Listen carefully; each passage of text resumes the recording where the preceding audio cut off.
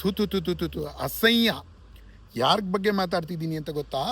ಮೊನ್ನೆ ದೆಹಲಿಯ ವಾಯುಮಾಲಿನ್ಯದ ಬಗ್ಗೆ ನಡೀತಾ ಇರುವಂತಹ ಒಂದು ಪ್ರೊಟೆಸ್ಟ್ನಲ್ಲಿ ಮಧ್ಯದಲ್ಲೇ ಮಾಸ್ಕ್ ಹಾಕ್ಕೊಂಡು ಬಂದು ಹಿಡ್ಮಾಗೆ ಜೈ, ಹಿಡ್ಮಾಗೆ ಜೈ, ಹಿಡ್ಮಾನನ್ನು ಎಷ್ಟು ಒಬ್ಬ ಹಿಡ್ಮಾನನ್ನು ಸಾಯಿಸಿದರೆ ಮನೆ ಮನೆಯಲ್ಲಿ ಹಿಡ್ಮಾ ಹುಟ್ಟುತ್ತಾನೆ ಅಂತ ಹೇಳಿ ಘೋಷಣೆ ಹಾಕಿದ ಎಡಚರರ ಈ ಹುಳಗಳನ್ನು ನೋಡಿದ್ರೆ ಅಸಹ್ಯ ಬರುತ್ತೆ. JNU ಅಲ್ಲಿ ಇನ್ನೆಷ್ಟು ಇಂಥದವರು ಇದ್ದಾರೋ ಅಂತ ಗೊತ್ತಿಲ್ಲ. ಅಷ್ಟಕ್ಕೂ ಯಾರು ಗೊತ್ತಾ ಈ ಹಿಡ್ಮಾ ಅಂತೇಳಿದ್ರೆ?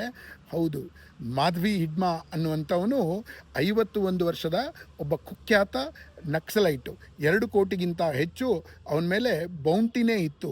26 ಸೀರಿಯಸ್ ಆದಂಥ ಅಟ್ಯಾಕ್ಗಳನ್ನು, 106 CRPF ಸೈನ್ಯ ಮತ್ತು ಪೊಲೀಸು ಮತ್ತು ನಾರ್ಮಲ್ ಜನರನ್ನು ಕೊಲೆ ಮಾಡಿದಂತಹ ಈ ನಕ್ಸಲೈಟನ್ನ ಮನೆ ಮನೆಯಲ್ಲಿ ಹುಟ್ಟಬೇಕು ಅಂಥೇಳಿ ಆಸೆ ಪಡ್ತಾ ಇದ್ದಾರೆ ಅಂತ ಹೇಳಿದರೆ, ಇವತ್ತಿಗೂ ಇವ್ರಿಗಿನ್ನೂ ಆಜಾದಿ ಬೇಕು.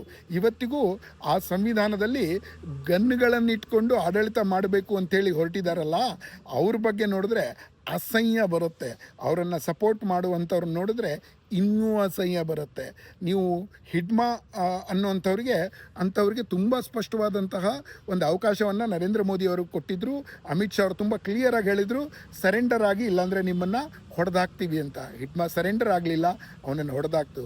ಒಂದು ವಿಷಯ ತುಂಬ ಸ್ಪಷ್ಟವಾಗಿದ್ದೀನಿ ನಾನು, ಹಿಡ್ಮಾನಂಥವನು ಮನೆಯಲ್ಲೂ ಹುಟ್ಟಿದ್ರು ಮುಂದಿನ ದಿನಗಳಲ್ಲಿ ಮನೆ ಒಳಗಡೆ ನುಗ್ಗಿ ಹಿಡ್ಮಾನಂಥ ಹುಳಗಳನ್ನು ಸಾಯಿಸುವಂಥ ಕೆಲಸವನ್ನು ನರೇಂದ್ರ ಮೋದಿಯವರ ಸರ್ಕಾರ, ಅಮಿತ್ ಶಾ ಅವರ ಸರ್ಕಾರ, BJPಯ ಸರ್ಕಾರ ಮಾಡೇ ಮಾಡುತ್ತೆ. I am very proud of it.